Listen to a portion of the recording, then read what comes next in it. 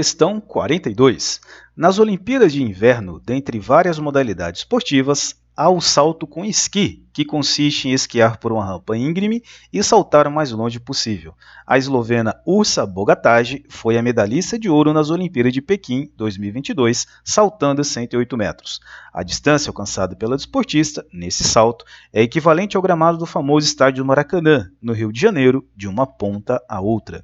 Imagine que a eslovena recebe um novo desafio: saltar numa pista de esqui que liga dois picos, com as seguintes medidas da pista: comprimento de 800 metros, que é simplesmente essa distância entre o pico mais alto, passando pelo ponto mais baixo da pista e chegando onde ela vai parar, na altura Hzinho. Além disso, a inclinação θ vale 30 graus, que é essa inclinação da pista com a horizontal. Hzão, 100 metros, que é a altura da parte mais alta da pista, onde a moça inicia o seu movimento. Hzinho, 82 metros, que é a altura do lado menor da pista, o lado mais baixo da pista, que é onde ela vai parar o seu movimento. A desportista eslovena parte do repouso do pico mais alto, sem usar os bastões, em direção ao pico mais baixo, conforme mostra a imagem.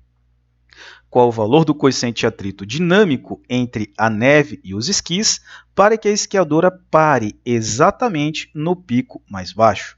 Ele disse para considerar o cosseno de 30 graus, 0,9, e deu para a gente os itens A, B, C, D e E. Muito bem, pessoal querido, eu fiz aqui para você uma representação bem simplificada do desenho dado no enunciado da questão. Essa bolinha representa a moça do esqui, que está saindo da parte mais alta da pista, distante 100 metros do solo. O exercício diz que ela parte do repouso sem dar impulso, ou seja, a velocidade inicial vale 0. E na medida em que ela desce por essa pista, essa velocidade vai ficando cada vez maior, ela vai passar pelo ponto mais baixo da pista e vai parar a 82 metros acima do solo. O exercício nos diz que o cosseno desse ângulo formado entre a pista e a horizontal vale 0,9, o comprimento da pista todinha vale 800 metros, e ele quer saber da gente o coeficiente de atrito dinâmico ou cinético entre o esqui e a neve que está nessa pista. Tudo bem?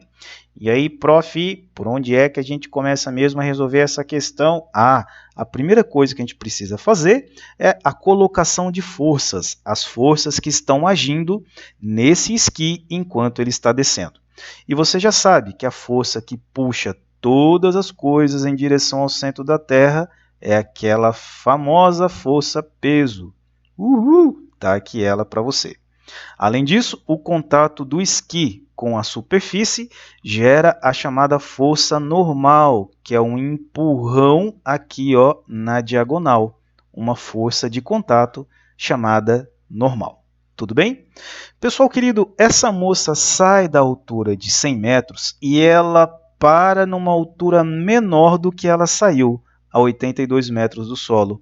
Isso acontece porque durante o trajeto dela, ela perde energia e não consegue subir na mesma altura. Sério, professor? Sério.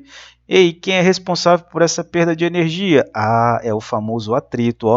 O exercício quer saber quanto vale o coeficiente de atrito dela com a pista. E você deve se lembrar que atrito é uma força que se opõe ao movimento. Se o movimento é no sentido de descer essa ladeira, essa pista, a força de atrito você deve desenhá-la no sentido contrário ao movimento. Sério? Sério. A força de atrito é sempre oposta, sempre contrária ao movimento. Vamos chamar essa força de FAT, tudo bem? Então você escreveu todas as forças que agem nesse sistema na moça do esqui.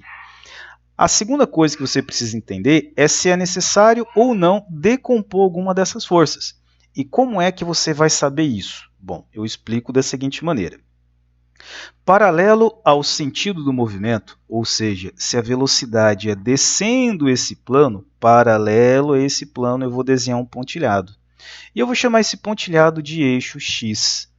Perpendicular a esse pontilhado, ao eixo X, eu vou fazer um outro pontilhado e vou chamar esse pontilhado aqui de eixo Y. Você já entendeu que isso é um plano cartesiano. E se você prestar atenção, a força de atrito está apoiada no eixo X, ela está no plano. A força normal está apoiada no eixo Y, ela também está no plano. A força fora do plano é o peso, portanto, o peso é a força que deve ser decomposta. Tudo bem? Você também deve se lembrar que esse ângulo formado entre o plano e a horizontal é o mesmo ângulo formado entre o P e o eixo Y. É esse mesmo ângulo aqui, ó. E aí, prof, por que é mesmo, hein? Ah, é uma série de relações de triângulos que eu não vou explicar agora para você. Por enquanto, você vai guardar na cabeça e numa próxima ocasião a gente explica com detalhe, tá bom? Então, você vai decompor esse peso e você vai encontrar duas componentes. Você vai encontrar uma componente do peso no eixo X e a gente vai chamar essa componente do peso aqui, ó, de que, prof? Ah, vamos chamar essa componente do peso de Px. É o peso no eixo X. Além disso, existe uma outra componente do peso no eixo Y. E a gente vai chamar essa componente do peso aqui, ó, de quê? De quê? Isso, ó, você já descobriu. Py. Exatamente. E, prof, eu vou usar essas coisas, hein? Vai! Daqui a pouquinho nós vamos usar todas essas relações. Tudo bem? Tá, prof, e aí? A quarta coisa que você precisa entender é que quando você sai de uma altura de 100 metros e espontaneamente para a uma altura menor, o exercício está dizendo implicitamente que ele quer que você trabalhe nessa questão utilizando os conceitos de conservação ou não de energia mecânica. E como nós temos forças não conservativas, no caso do atrito e da força normal, nós não temos a conservação de energia mecânica. Sério, professor? Sério. A energia mecânica só é conservada quando nós temos forças conservativas apenas. Ei, prof, quais são as forças conservativas mesmo, hein? São aquelas associadas à energia potencial. Então, você tem a força peso, é uma força conservativa, a força elástica, é uma força conservativa, e a força elétrica. Todas as outras são não conservativas. Quando você tem um sistema no qual existem forças não conservativas, a energia mecânica não é conservada. Sério, professor? Sério. E aí que você precisa escrever a seguinte relação. Veja só. Então, essa variação de energia mecânica se deve ao trabalho das forças não conservativas. E esse teorema nos diz que o trabalho das forças não conservativas, FNC, são as forças não conservativas, é igual à energia mecânica final menos a energia mecânica inicial. Beleza? Prof, mas o que são forças não conservativas mesmo? São aquelas forças que não estão associadas à energia potencial. No caso do nosso exercício, o atrito não está associado à energia potencial e nem à normal. Então, esse trabalho das forças não conservativas é o trabalho da força de atrito mais o trabalho da força normal, beleza? Que é igual à variação de energia mecânica para você. Acontece, meus amigos, que a normal ela está fazendo 90 graus com o movimento. Essa força que faz 90 graus com o movimento, você deve ter aprendido que o trabalho dessa força que faz 90 graus vale zero. E aí, prof, o que é que vai acontecer? Acontece que assim, nós temos apenas o trabalho da força de atrito como sendo o trabalho das forças não conservativas. Então, o trabalho da força de atrito é a energia mecânica final menos a energia mecânica inicial. Em outras palavras, no nosso sistema, a responsável pela variação de energia mecânica, pela não conservação de energia mecânica, é a força de atrito. Tudo bem? O trabalho realizado pela força de atrito. Mas você deve se lembrar que essa energia mecânica é a associação, é a soma de duas energias, a energia potencial e a energia cinética. Veja só como fica então essa equação. Nessa equação, eu estou mostrando para você que o trabalho da força de atrito é igual à energia mecânica final, é a soma da energia potencial mais a energia cinética lá no final, quando a moça do esqui chegar no topo do pico mais baixo. A energia mecânica inicial é a soma da energia potencial mais a energia cinética no início, ou seja, quando a moça está na ponta do pico mais alto. Então, como você já percebeu, a energia mecânica no início não é a mesma energia mecânica no final. Por quê, professor? Porque durante a descida dessa moça, a força não conservativa, a força de atrito, consome essa energia mecânica. Tudo bem? Fazendo a energia mecânica variar ao longo do nosso trecho. Ok, prof. E agora o que faremos? Bom, agora vamos substituir os termos nessas equações. Substituindo os termos nessa equação, você se lembra que a energia potencial gravitacional é o produto da massa, gravidade, vezes altura. Isso no final, quando ela está no pico dessa montanha mais baixa, beleza? Mais a massa, velocidade ao quadrado sobre 2, que é a energia cinética final, quando ela está no topo dessa montanha mais baixa. Menos a energia potencial inicial, mgh, massa, gravidade, altura, quando ela está no topo dessa montanha mais alta, mais a energia cinética inicial, massa, velocidade ao quadrado sobre 2, quando está no topo dessa montanha mais alta. Tudo bem? O que é que você precisa entender? O legal de você trabalhar nesse exercício considerando energia é que você não está preocupado com o que acontece durante a trajetória. Quando você trabalha com variação de energia mecânica, só interessa para a gente o início e o final.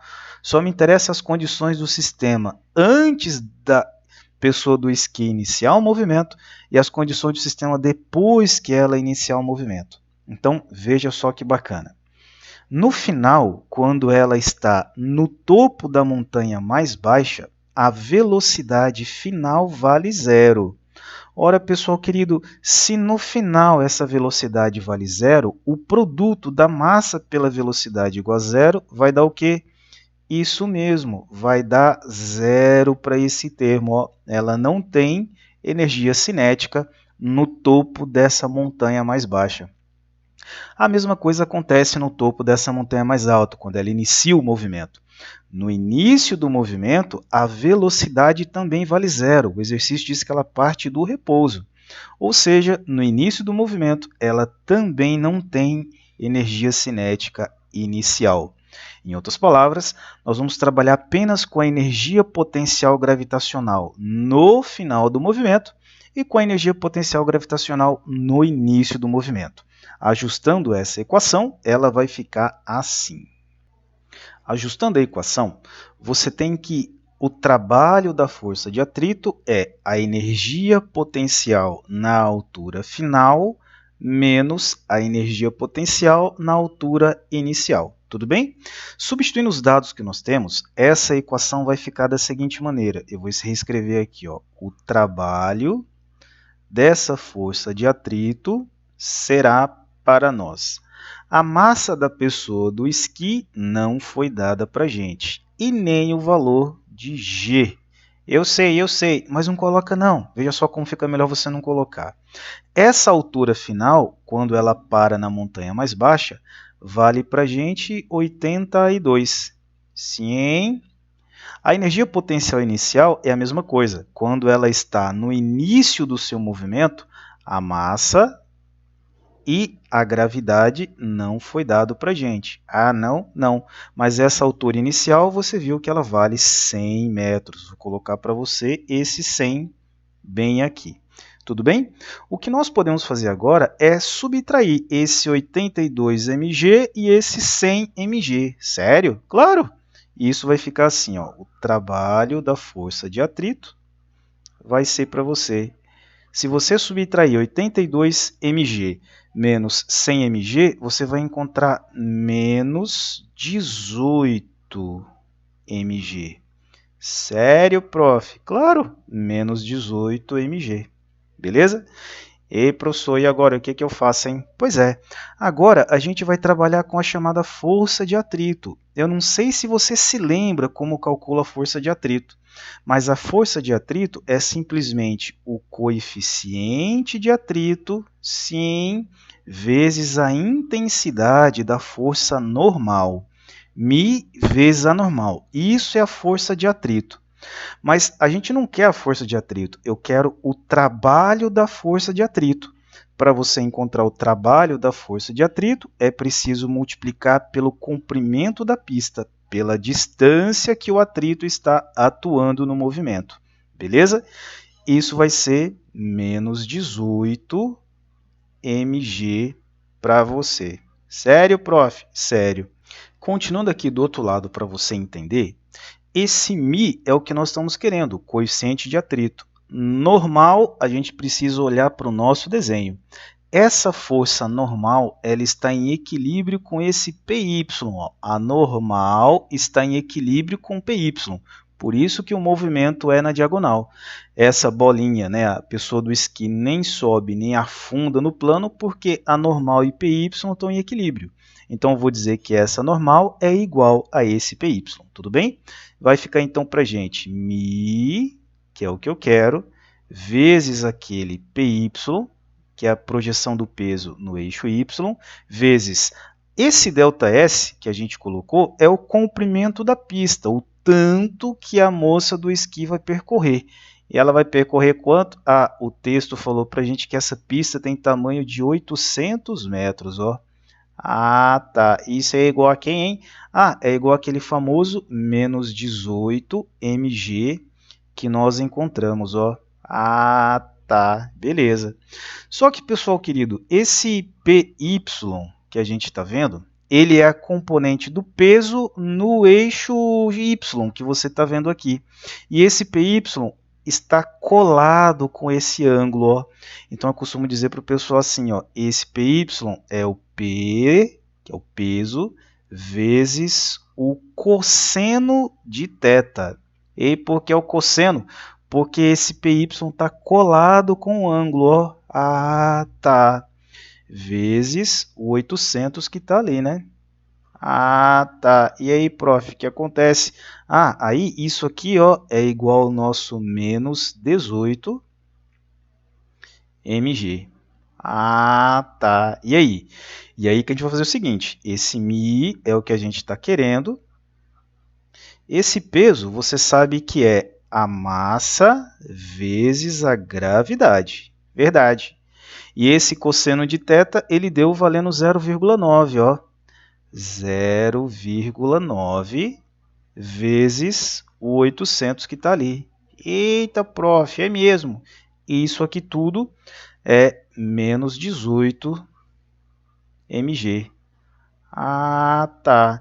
E você, claro que percebeu que a gente não substituiu aquele G porque você pode cancelar essa massa com essa massa e essa gravidade com essa gravidade, ó. E, prof, é verdade. Pois é, ó. E aí vai ficar o seguinte, pessoal querido, se você multiplicar esse 0,9 vezes 80, esse μ, 0,9 vezes 80, vai dar para você 720. Sério? Sério. Que é igual a menos 18. Tudo bem? Ah, tá. E aí, prof, o que é que vai acontecer? Ah, esse 720 vai passar dividindo e esse μ vai ser para você menos 18 dividido por 720. Beleza? A gente vai parar aqui para fazer essa conta e eu preciso que você entenda a questão desse sinalzinho. Eu vou colocar até de amarelo para você entender, beleza? Eu quero que você entenda e não que você decore. Você precisa entender que a força de atrito é uma força que está contrária ao movimento. Então, a gente diz que essa força de atrito desempenha um trabalho negativo, um trabalho contrário ao movimento, beleza? Então, nessas equações, quando a gente está descrevendo a força de atrito, você não pode se esquecer que o trabalho da força de atrito, por estar no sentido contrário ao movimento, sempre tem um sinalzinho negativo. Sério, prof? Por quê? Ah, porque a força de atrito está contrária ao movimento. Então, esse trabalho da força de atrito, você não pode esquecer que ele sempre tem um sinalzinho negativo. Ó. Sério, prof? Sério. E aí que quando você passa esse sinalzinho negativo lá para o outro lado, ó, esse menos com esse menos, vai dar mais para você. Tudo bem? E quando você faz essa divisão, 18 dividido por 720, você vai encontrar o 0,0 0,25, ó, que é o valor do coeficiente de atrito entre essa pista e o esqui. Tudo bem? Nessa questão, então, nós ficamos com a letra E, em acordo com o gabarito. Tudo bem? O que eu preciso que você entenda é que eu não quero que você só veja a resolução do exercício. Eu quero que você entenda o que está acontecendo por trás dele. Tudo bem? Uma questão muito bacana que, na minha concepção, ela é melhor resolvida se você utilizar os conceitos de energia. É tão interessante que o exercício dê o comprimento da pista pensando que você exatamente fosse utilizar esse comprimento na hora de calcular o trabalho da força de atrito. Tudo bem? Espero que você tenha entendido, espero que você tenha gostado. Se foi esse o caso, deixa seu like, se inscreva no nosso canal, que vamos começar a colocar mais materiais para ajudar você a aprender física e química bem bacana, beleza? Obrigado pela sua atenção. Forte abraço e até a próxima. Valeu, galera!